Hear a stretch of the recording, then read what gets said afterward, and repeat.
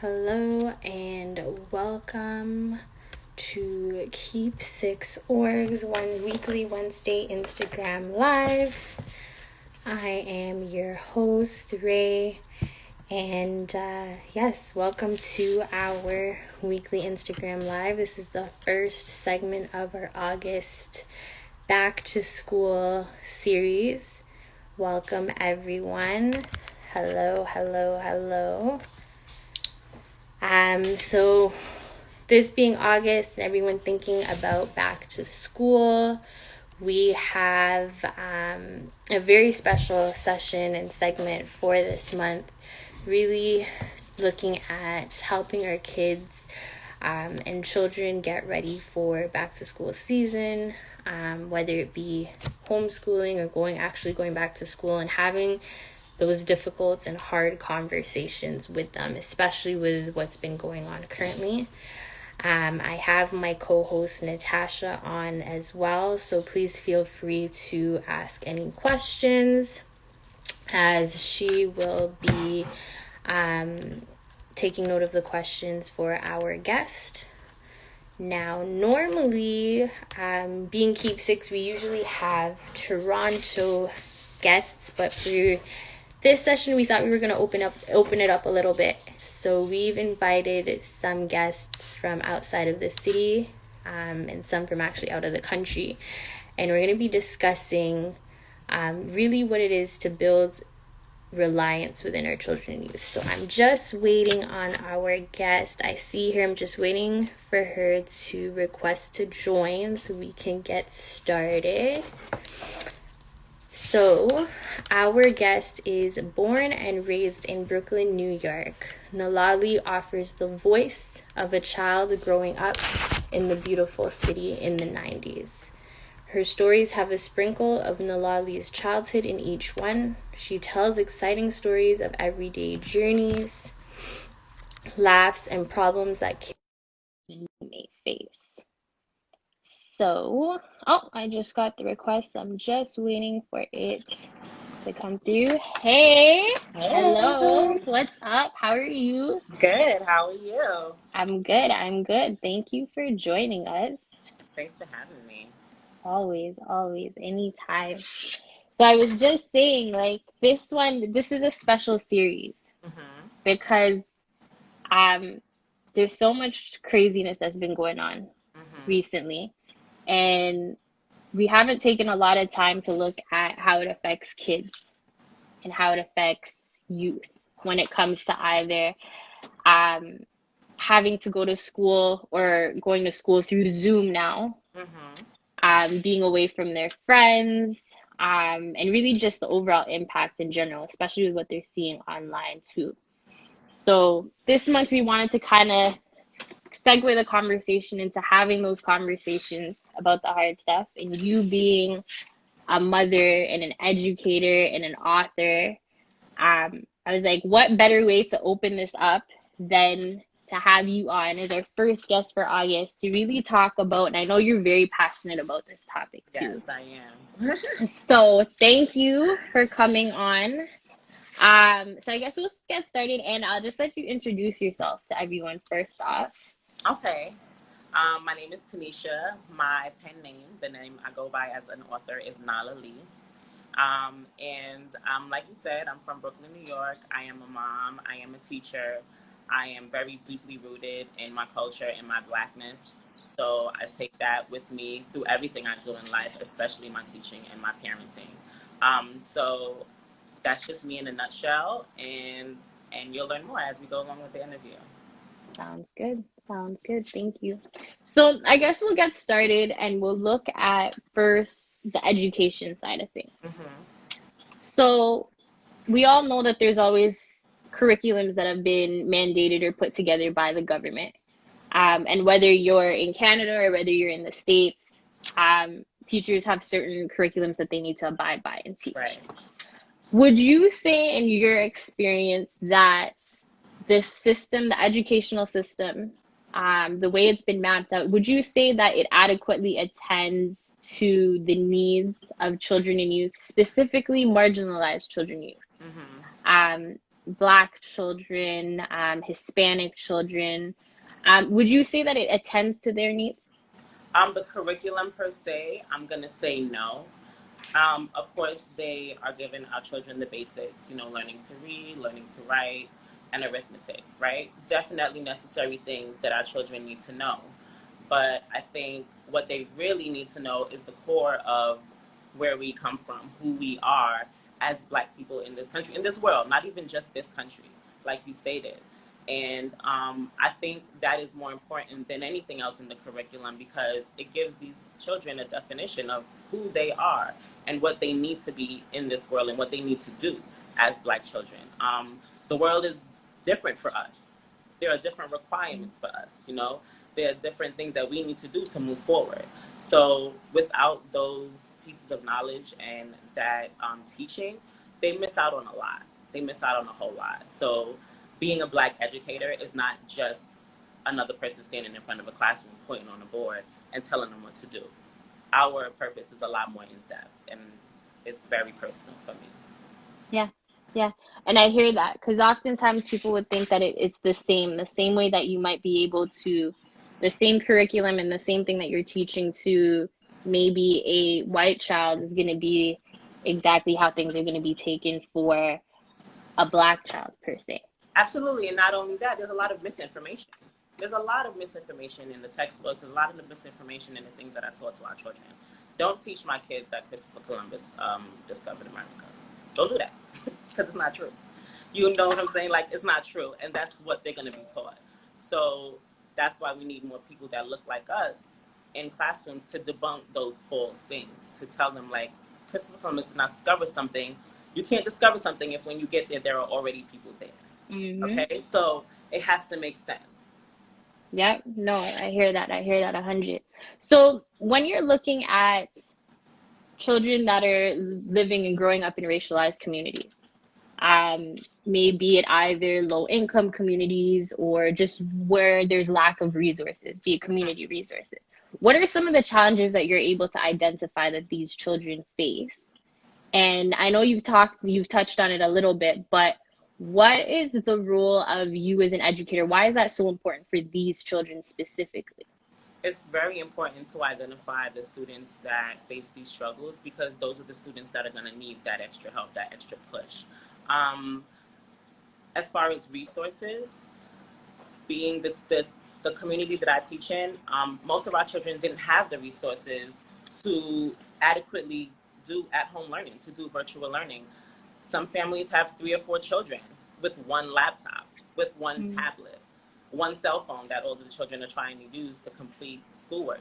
That does not apply. That doesn't make any sense. So it is definitely our responsibility to make sure if we want our children to be successful, we have to provide them with what they need. They came to us with what they had, right? Not Mm-hmm. with what they needed. So it is now our responsibility to give them what they need so they can align with everything else.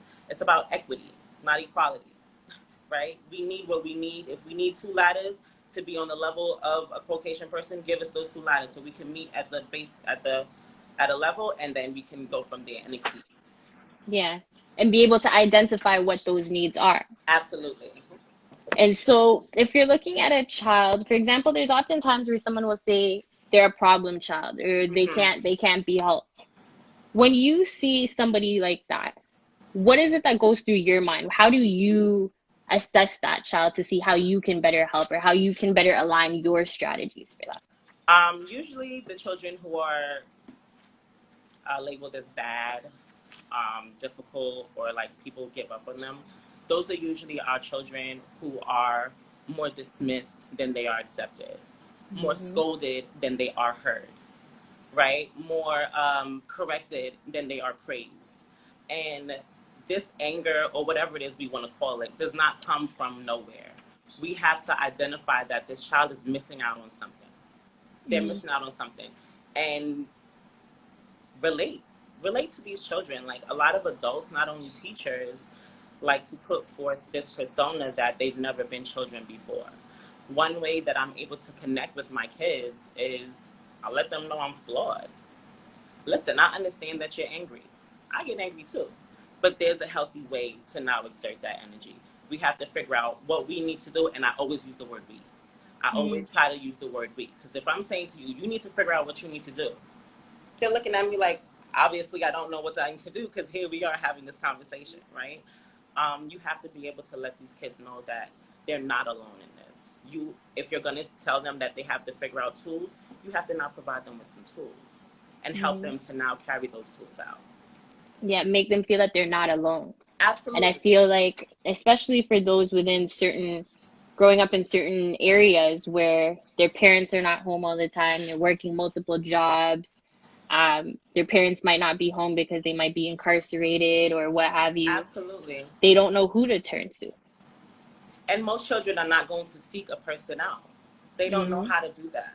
They don't feel safe doing that. They've never felt welcomed enough to do that. So we have to open the doors for them. We have to let them know. And even if they're not willing to speak to you, let them know that they have that window. Let them know that you are present. So how would you break down those barriers? Because we know that they have their own barriers. They're not open. So how do you kind of get down to that level? I know we do the we conversation, Mhm. but like on top of that, how do you really get to build that rapport? It also goes with building that rapport with their families. Mm-hmm. Get to know mom, get to know dad, grandma, whomever it is that they live with. Get to know, just have generalized conversations. I talk to my kids a lot about things that have nothing to do with our education. We come back to school on Monday and they're like, Miss Jarvis, what did you do? Girl, I went to the park, I did this, and I saw this, and it was crazy. Like, I speak to my children so they're comfortable speaking to me. And once Mm-hmm. they have that comfort, once they feel like, oh, I can speak to Miss Jarvis, she's not gonna flip. I might get upset, but they know that if I do get upset, it's not out of judgment, it's Mm-hmm. out of love. And then we're gonna move forward. I'm gonna let you know, all right, I understand this is what you did, but let's talk about how we could do that better. That was not that was bad. You shouldn't have done that. That was stupid. Let's talk about how we can do that better. Mm-hmm. Building that connection, building that Absolutely. relationship, And you showing have them that you care. it's important to build those relationships with the families as well, because families have to be aligned with what's happening in the classroom. Whatever you're doing in the classroom, if you're not communicating that with the families, when children go home, it's lost, right? Mm-hmm. That whatever you've done during the day, it is now lost because they've been set back to whatever it is that they came to school with that morning.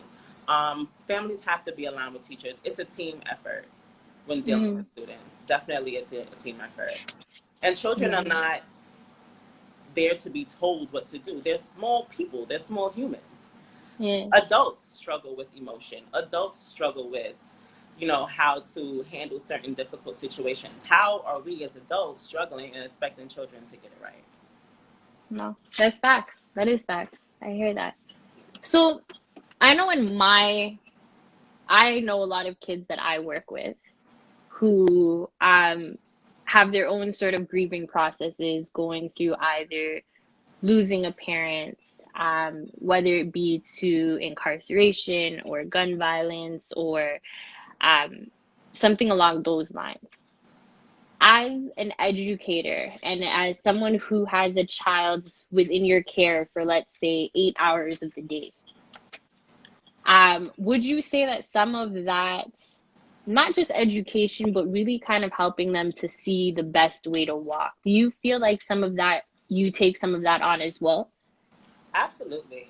Absolutely. Teaching is a heavy job, it's a heavy lift because it's not just teaching. You're not just teaching, you're dealing with a plethora of other things, especially if you're teaching in a marginalized community. Our Mm-hmm. children live with um, parents who may have mental illness. They may have mental illness. There may be abuse in their homes. They may be dealing with lack of resources, like you said, they don't have much money. You know what I'm saying? So there's a lot that these kids come to school with, and we just have to keep that in mind and be so diligent with the way that we handle them. A lot of times, if a child is being rude, and at the level I teach at, especially, I teach fifth grade, so they're really in like a weird transition period. Mm-hmm. Going from elementary school to middle school and trying to figure out where they place in the world. Um, I just know that the connections and the relationships I have with my families and my students are just so important, and it's one of top tier things on my list as a teacher to Yeah. build those I strong think relationships. when I think back to like some of like the relationships I've had growing back, some of like my most meaningful conversations I had were with teachers who took the time to talk, who took the time to not say, okay, you're causing problems or you're doing this, or you're doing that, but took the time to understand the why. And I think that's so beneficial, especially for whether you're a teacher or just a member of the community or a parent or a family member, to take that time to, like you said, they're little people. So treat them that way. With big emotions. So, another question a lot of people have been saying, especially now with the current climate, especially when it comes to race um, and culture, it being such a prevalent conversation right now. Um, for those who may not know, for us, we're Jamaican Chinese. Hmm. Sorry, in case you guys didn't know, this is my cousin. Yes. Hey, cuz. So, so for people who are raising children that are either bi-ethnic or biracial, um, first off, what challenges did you face growing up and navigating through your own journey, first off? And then secondly, what advice would you have for people who are raising children that are bi-ethnic or biracial? Well, my experiences have been so my mom, as you know, obviously, Jamaican Chinese, but she favors an Asian woman. She looks like a Chinese woman. So stepping out into the world, although she is black as well, she doesn't fit the physical of a black person. So she's never really had to experience, life as a black person. Now, raising two black children opens up a world of things, right? Because her Mm-hmm. children step out into the world, and we're facing all of these things. So I've taken that as an opportunity to help educate my mother. There's a lot of things that she just doesn't know about the history of black people in this country, the history of the systemic racism, whether it be in school, in our police department, wherever it may be. These are all things that she's unaware of. And it's my job to now educate her, and I don't mind because she's my mother. And that builds a stronger relationship between her and I. And in addition to that, being Jamaican Chinese, being black and Asian, it helps me to use that privilege in a way to stand up for black culture. I've had people say things to me like they've attributed certain qualities of my physical being to being Asian. Your hair is this way, you look this way, and it's beautiful because of this part of who you are. I'm black. Mm-hmm. My beauty is because I'm black.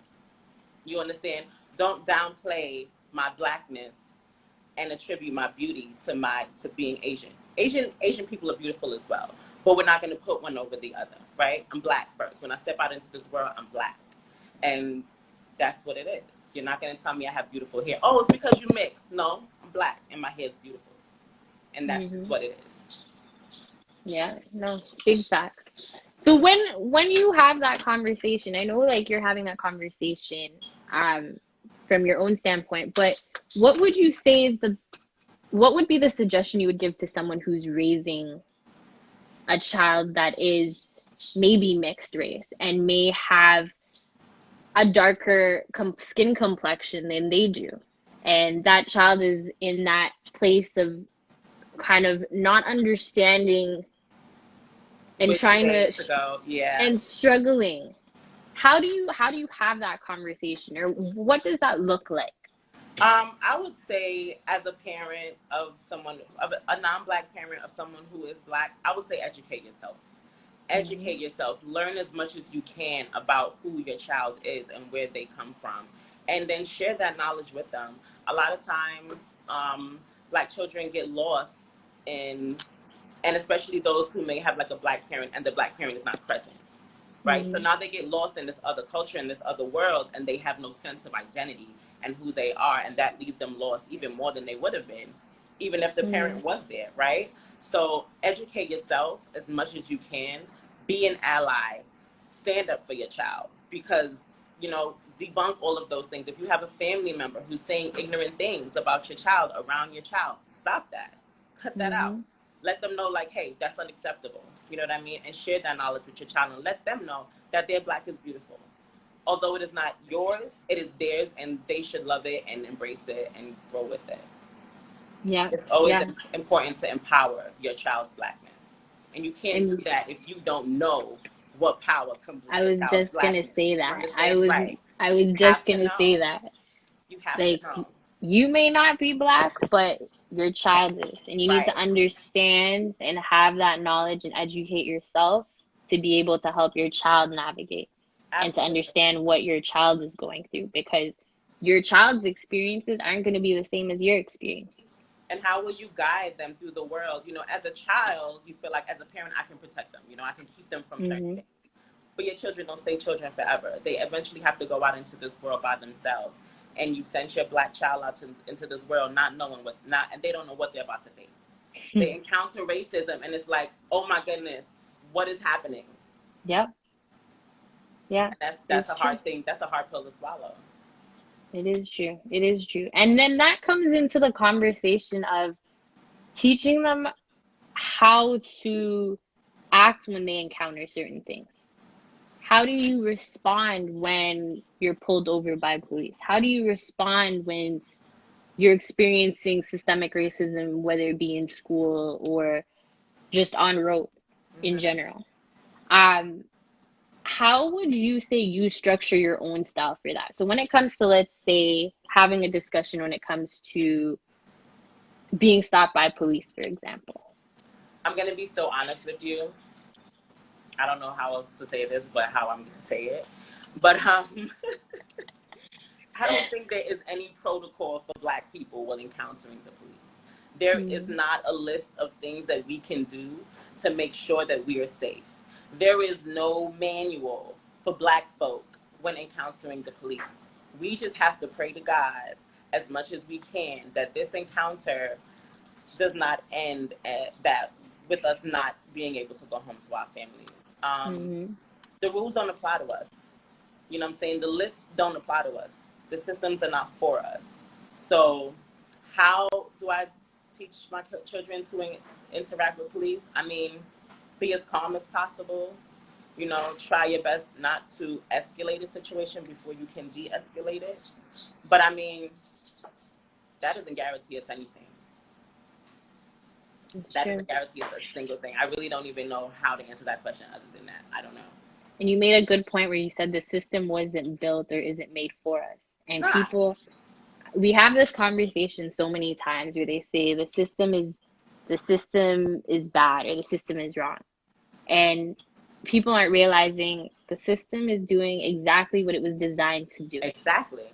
The system was designed um, back, and this is now me speaking, whether it be in Canada or the States, Mm-hmm. by founding forefathers and individuals who came and oppressed and colonized individuals that were already living in these countries and set up laws to have these marginalized people under their control. Absolutely. And that system has continuously continued to evolve when we look at the criminal justice system, the education system, the housing system. It impacts so many different areas of our lives. And so I think it's very imperative for us to be able to teach our children that, yo, as much as this is what you're learning in school, system wasn't made for us. Exactly.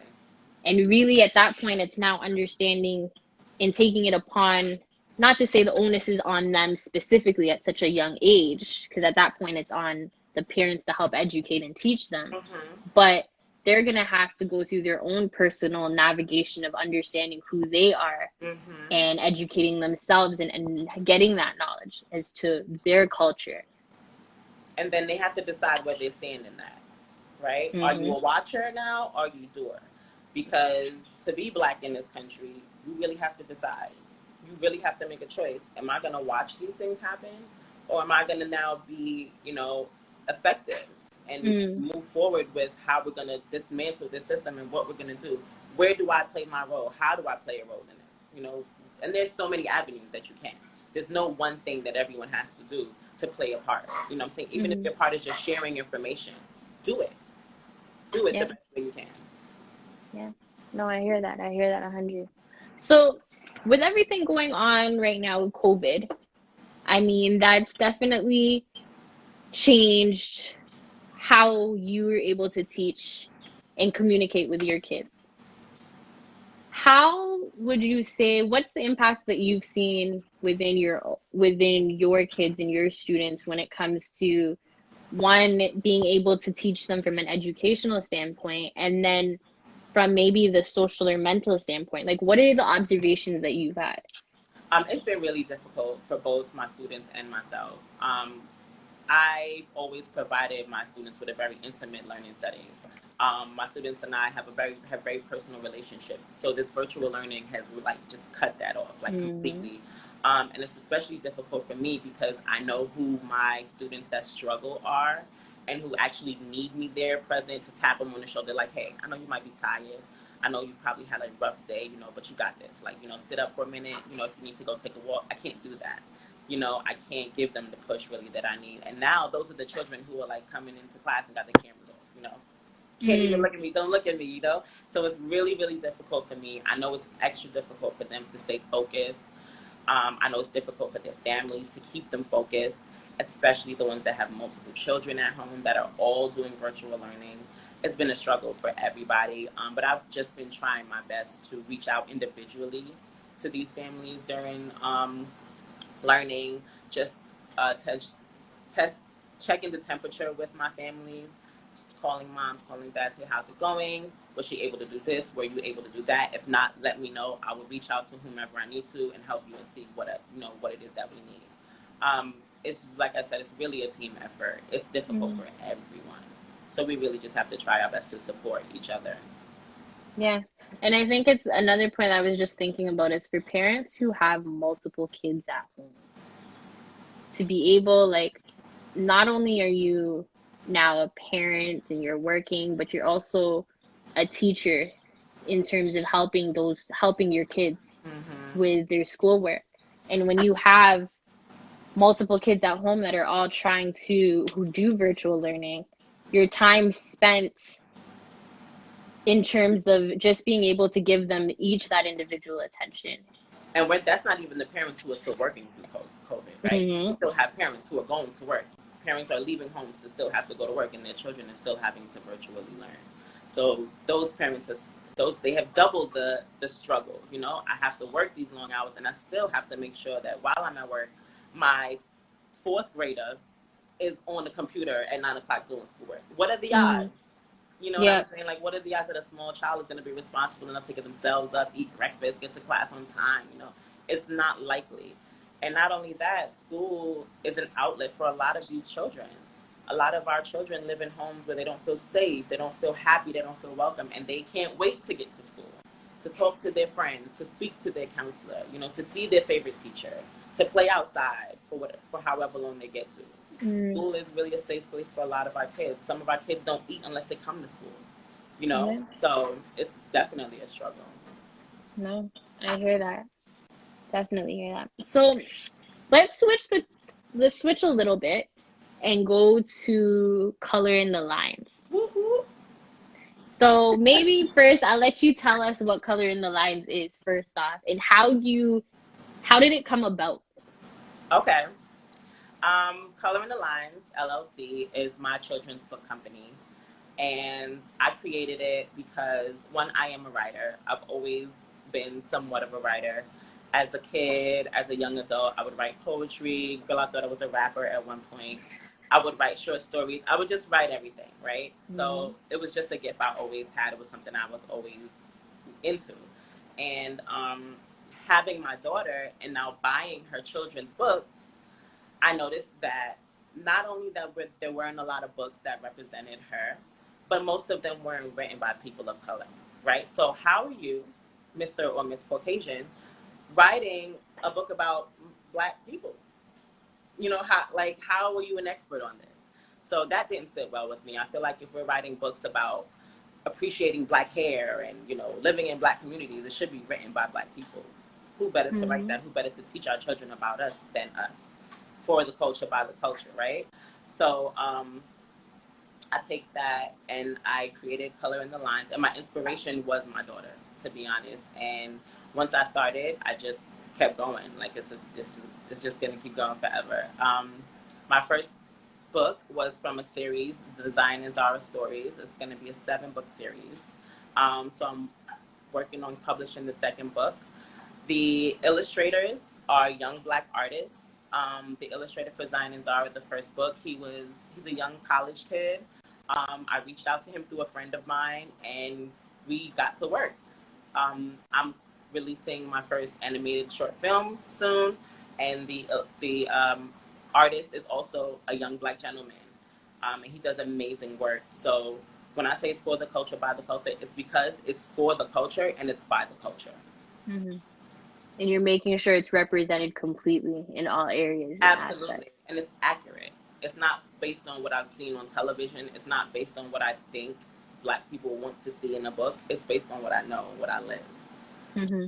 And the nice thing about Coloring the Lines LLC is that at least, or what I would say actually in the Zion and Zara stories, these are stories that are personal to you. Yes. They're coming from what you remembered from your own childhood.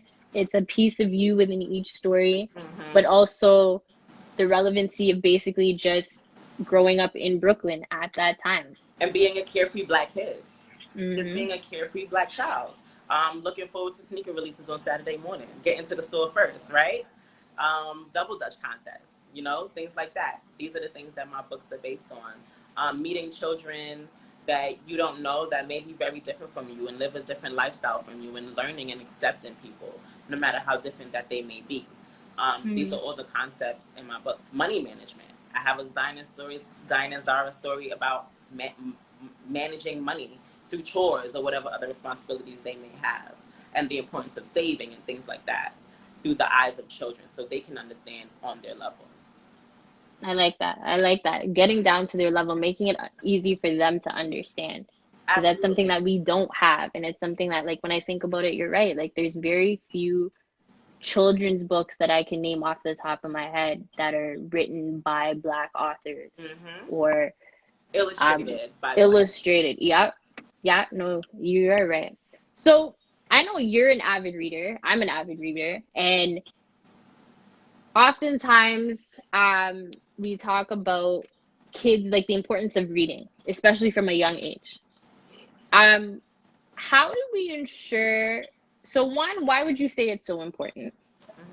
Why is And reading then important? I'm sorry, go ahead. yeah. So one, why is reading so important? And then how do we ensure our children are educated properly in their roots and culture? And now we've identified an opportunity because there's very few books that our children can understand, read, and relate to, Hmm. which clearly you saw an opportunity for and you're doing something about. But how does that inspire maybe, or what does that say for other individuals who might be thinking about it, other aspiring writers, to motivate them to do something as well for the culture? I would say find your lane. You know, Hmm. find something that you're going to enjoy, that you're going to be passionate about, and whatever you put into it, you're going to put 100% into it because you know what you want people to take out of it. Hmm. It has to have a purpose.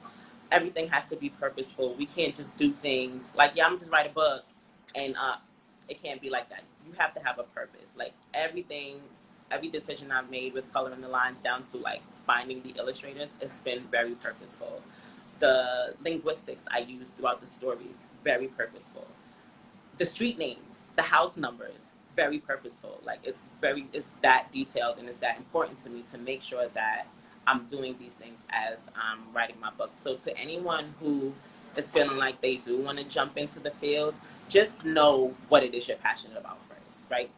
Take some time, think about it, write it down. And if it's something that you think about every single day, when you wake up and you're going throughout your day and you're thinking about it, and before you go to bed, you're thinking about it, that's Hmm. because God put that inside your brain and inside your mind, and you're supposed to be doing that. So move forward on Hmm. it. Yeah, yeah, no, I feel that. So, what would you say? Where do you see yourself in the future? I mean, Color in the Lines is at its still at its beginning stages.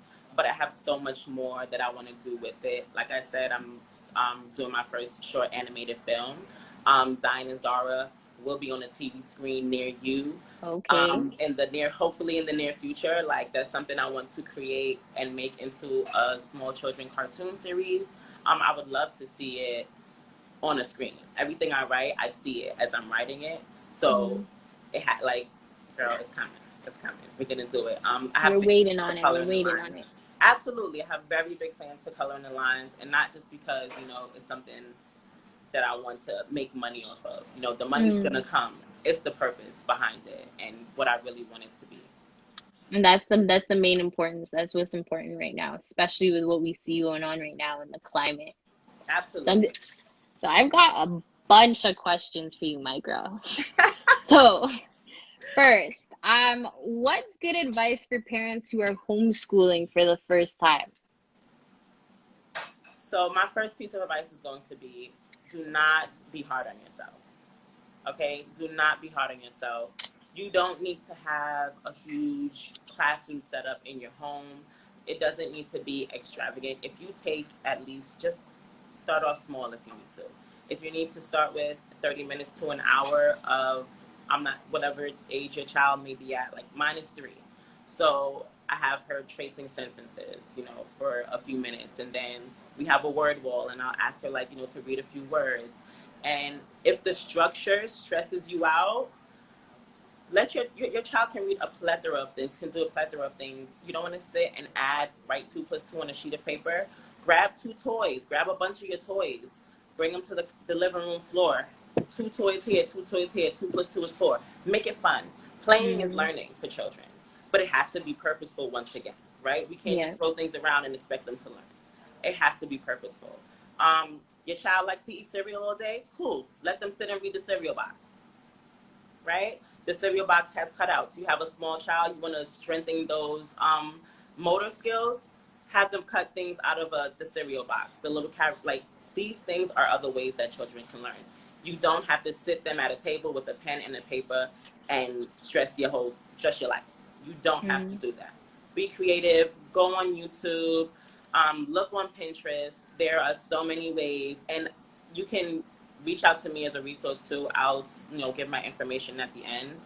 So anybody who wants resources and things like that, I'm more than happy to help with mm. any of those things. But just I be like that. creative. Don't feel stressed out. I like the idea of like thinking outside the box Yeah, because what works for one child may not necessarily work for another child, and some absolutely. parents may have 2 or 3 children and will say and do the comparison. Well, your brother or your sister is getting it. Why aren't you getting it?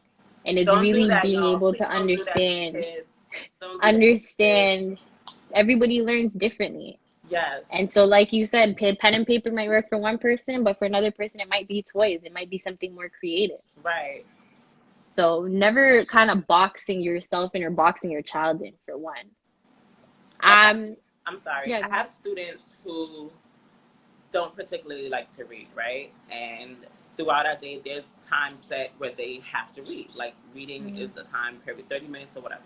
So my kids who don't like to read, I know what they enjoy. If they're into dinosaurs, I find them a book about dinosaurs. They're gonna want to read about dinosaurs. They enjoy dinosaurs.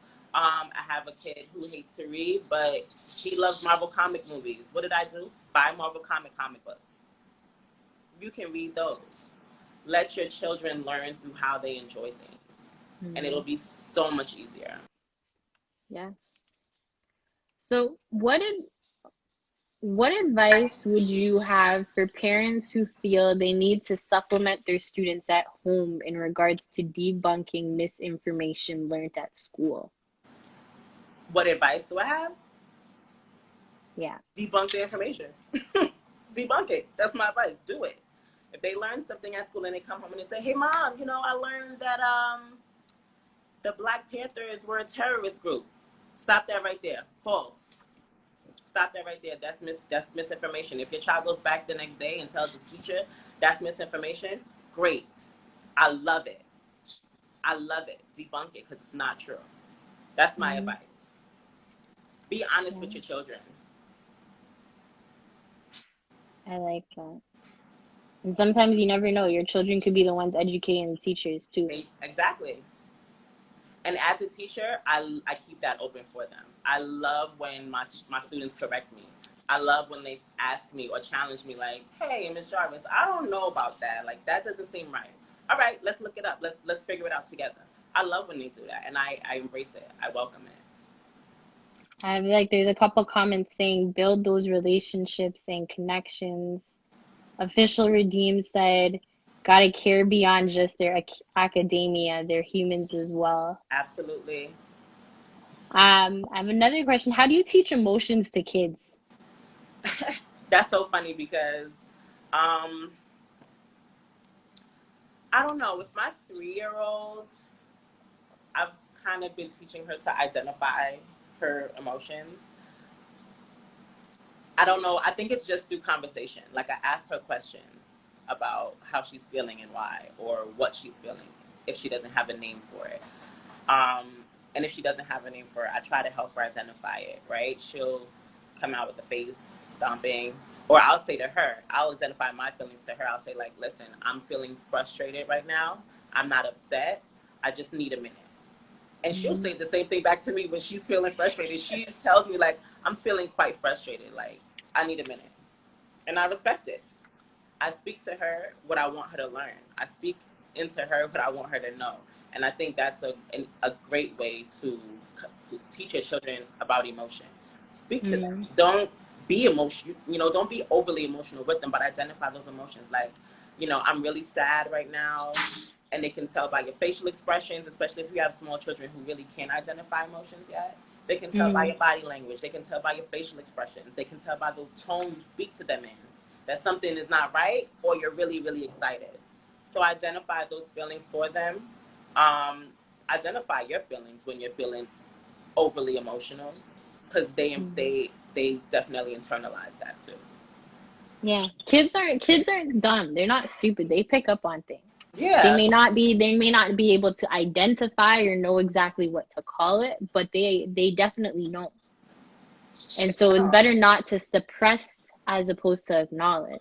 yeah, We've yep. got another one saying we go from just educators to social workers and therapists or hybrid educators. It's true. Then we have to be playmates. We have to be like if we teachers wear many hats. Shout out to Hmm. all the teachers. We have one that said that you were a legend in school. I what? He was a legend in school. Facts. How do you balance your teaching with your family? Um, if I'm not teaching, if I'm not doing something where I'm actively, reaching out to families in that period of time, I'm with family. Like I don't bring work home. Mm. My and I learned that through a very difficult teaching year I had once. And I would come home with all the stressors of what I was going on with throughout the day. And my daughter I wasn't playing with my daughter. I was too frustrated and I was too like fed up with the day. And I'd come home and be like, yo, everybody leave me alone. I would come home and it wasn't fair to my Mm. kids. So when I'm done working, I'm done working. Like that's it, and I'm with my family after that. And there has to be a boundary. You have to create boundaries. Have like a good work-life balance between the Absolutely, two. it's so necessary because both aspects are very heavy. Those are two Yeah. very heavy things, and it'll break you if you let it. No, it's true. Being sure that you give yourself time, like identifying that time for yourself, And that really too, self-care. whatever that looks like to you, Hmm. whatever it looks like to you, take some time to self care. My daughter is 3 years old, and I say to her, "Baby girl, mommy needs like 15 minutes alone." I give her something productive to do. I give her some, send her somewhere. I need a room. And when I'm ready, I'm going to come back to you. But I do not feel bad about doing that. Yeah. There are times like I'll play with her all day, all day, all day. But then when I'm done, I'm done. Like now I need some time for myself. And she'll come back and ask like, oh, mommy, let's play blocks again. Baby girl, give me 20 minutes. We just finished playing this. And then I'll come back and play with you. And she respects it. And she understands it. Yeah. And it's the importance of teaching them from young too. Yeah, exactly. Then they'll learn to respect other people's boundaries. You know what I'm Yep. saying? You create boundaries at home, they'll learn to respect other people's boundaries. And then they'll also know that people have to respect theirs. Right? If I say get out of my face, you gotta get out of my face. I don't want you to talk to me right now. And she understands, like, she'll tell people, just leave me alone right now. And I tell Mm, people, leave her alone. Respect her space. no, I No like mommy that. guilt. No mommy guilt. Mommies are people too. So, with the current climate, the racial intensity, all of these different issues prevailing, as a teacher, do you feel individual empowerment is important? Like for each individual student, absolutely. Yeah. Absolutely. It's so important. Um, our kids are not loved on enough. Like they're not told enough, like, yo, you're fire. Like you're dope. Like this is amazing what you do. Mm, Even if they're a student or a child who doesn't do well, if they do something small, you praise it. You did that. You see how well you did that problem? It took you all day to do it, but you did it. And you did it correctly. That's what I'm talking about. They could have gotten one problem right and took all day to do it, but they stuck to it. And they did that. Like I've and had, praise them. yeah, I've had students who find themselves like on the color wheel, there's red, yellow, green, you know. They find themselves in the red every week, just struggling to get to the green. And if they make it just past that red and the yellow, oh, I'm bringing them like a gift, like it's a party. We have to praise their small, not every single thing is going to be praised because don't think you're going to get a pat on your back for doing what you're supposed to do. But I'm definitely Hmm. going to let you know that you're progressing. And I'm definitely let you know that I'm going to give you that empowerment. And it's so important. Like, you don't think about how just the simplest things, the simple acknowledgement can mean so much to somebody. Mm-hmm. And that's why I think it's always important to really acknowledge, but to show them that respect, that level of respect. Yep. We have someone that's saying the fact that there has to be a conversation for Black people with police that is different from white people, and police is exactly why there needs to be a restructuring to the system. Agreed. The system Dismantle was of the built system. the system was built on slavery and the byproduct of racism. Absolutely. Tristan's asking, because of the climax and the intensity of how issues are prevailing as a teacher, do you feel, oh, he was the one that was asking about the individual empowerment side. Gotcha. Refund the community by defunding the police. What support do Black families feel they are lacking to get through racism with their children? What was the question? What support do Black families feel they're lacking to get through racism with their children? I'm not sure what they mean by that. What support are Black families missing to have the conversation about racism with their children? Um, I mean, I feel like if that's a conversation you want to have with your child, you're going to have it. But once again, you have to educate yourself. You cannot have a conversation like that without the proper knowledge and knowing what you need to know. Um, those conversations are essential, not just for Black families, but for white families as well, families of every race. They need to be aware of racism in this country because if you're not aware of it, you're ignoring it, right? A lot of people are like, oh, well, it doesn't affect me, so I don't need to. You do. You do need to. Those are the people that say, like, oh, I got a Black friend. Oh, you know, my best friend is Black. My coworkers are Black and I have lunch with them. So what? So what? That does not make you an expert on racism. That does not make you an ally, right? That does not Yeah, make you helpful in this race that we're running, this marathon, right? yeah, no, it's, and you know what? I was actually having a conversation with someone today, um, in regards to another conversation where they were saying, well, I have Black kids. And I said, that doesn't mean anything. I Because mean, right. if you're not able to educate yourself and acknowledge certain things, saying that does not speak to um the ignorance when it comes to Exactly. certain conversations. All you said with telling me you have Black kids is that you've had a desire to lay with someone that was Black and you procreated someone. That's all you said to me. Science. That's Yeah. it. That was science. Thanks. There's a couple conversations right now about you being a rapper in school. I'm just going through all the comments here. As a Someone said they would have smoked you in the cafeteria and let Mr. Stanley judge the battle. first of all, you know, he didn't even want no smoke. He didn't know where he was at the time.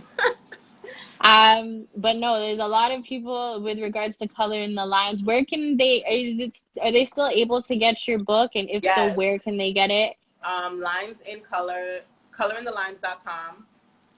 That's my website. You guys can visit the website right now. I have the first book up there and our signature pin. His name is Scribbles.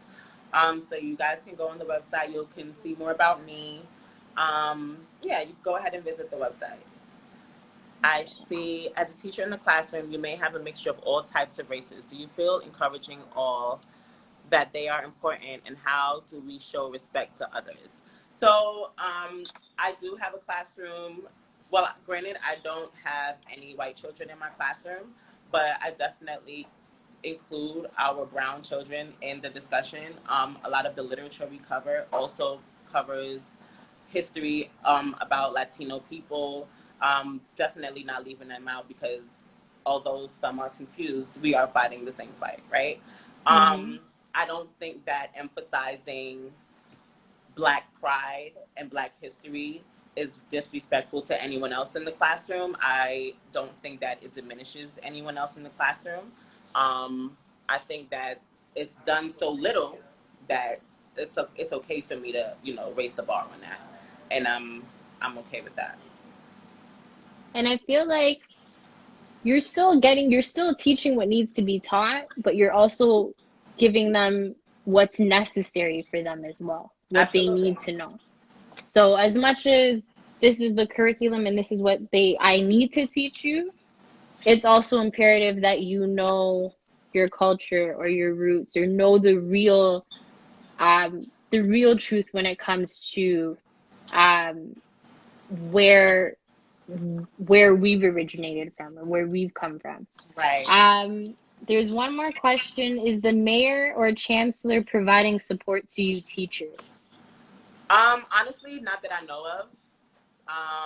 I'm not sure what kind of support the chancellor can offer me to really serve my purpose. But that's a good question. I'm not sure personally. I haven't really sought any support from. I don't know. I'm gonna be honest with that one. I'm not sure. Um, but as far as what you were saying about, although it's not in the curriculum, it's very important. Our schedule, for instance, there's 30 minutes before school begins, or a class begins, where, you know, the kids are coming in and they're getting settled. And for that 30 minutes, we're supposed to, like, you know, prep them for the day and tell them, you know, what their day's gonna look like, you know, show them their schedule, all of those things. I use those 30 minutes as history lessons every single day. I do not use it for what they tell me to. I use those first 30 minutes to go into a very intense history lesson.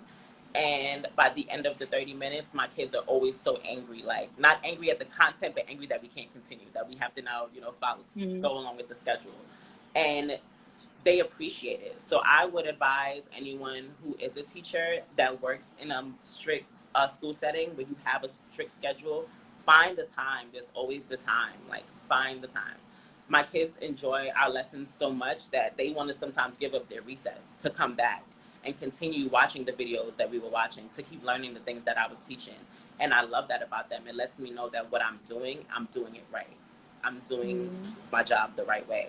So they And appreciate I it. was gonna ask that. I was gonna ask that very same question. Is like, how do you feel? How do you know that you're getting through to them? How do you know that you're making an impact? Kids let you And know how they feel about things. hmm They will tell yeah, you that's whack. They will tell you straight up, like, I ain't like that. That was stupid. So, yeah.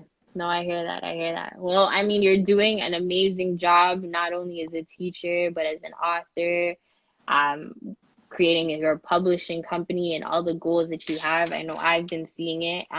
For those that are watching, who've been asking, um, again, if you want to just leave like your website or your Instagram where they can find you. Sure.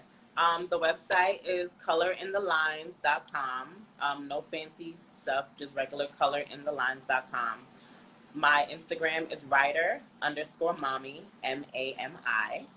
You guys can follow me on there.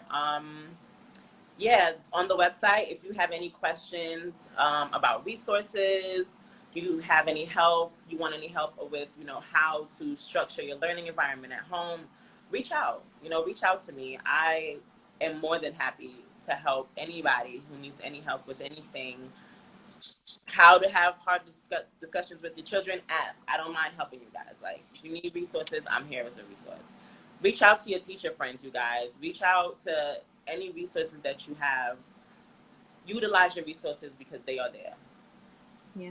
Yeah. And I think it's very important. Sometimes we don't think about that. Think of who can I reach out to. Right. And it's important for parents to know that they're not alone. There's resources available. There's a lot of YouTube. There's a lot of teachers who've gone to YouTube and have been doing things on that platform. There's teachers who've been doing it even on Instagram as well. But reach out to the educators and the friends that you know that are working in that industry, because they have a plethora of knowledge and information that you And can tools share. that we can share. Absolutely. Yeah, no, for sure. So I just want to say thank you, cousin, for joining me. Thank you for having me. This was Um, fun. no, for sure, for sure. I was like, when we were sitting here and we were planning this out, I was like, I have to get Nisha on this. Like, I'm like, no, this is a must. So thank you for being on here.